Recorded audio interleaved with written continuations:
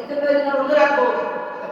আল্লাহ পাক রব্বুল আলামিন আমাদের প্রত্যেককে কবুল করুন, ইমানের জন্য কবুল করুন, ইসলামের জন্য কবুল করুন, আমাদের জীবনের জন্য কবুল করুন, আমাদের প্রত্যেকটা আমল কবুল করুন, একবার সাথে দ্বিতীয় সাথে প্রত্যেকটা আমল কবুল করুন।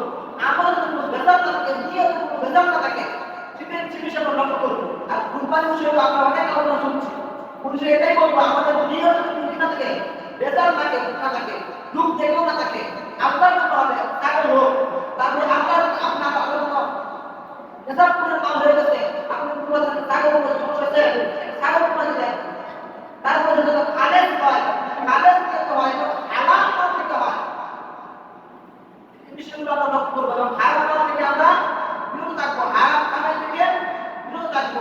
আল্লাহ যদি কাজকে সফল করবো দুনিয়া আখেরাতে আপনি কি হবে সফল হবে। আল্লাহ রাব্বুল আলামিন যে কটার কথা বললাম এই কটার কথার উপর আমাকে আপনাদেরকে আমল করার অনুরোধ করুন। আমি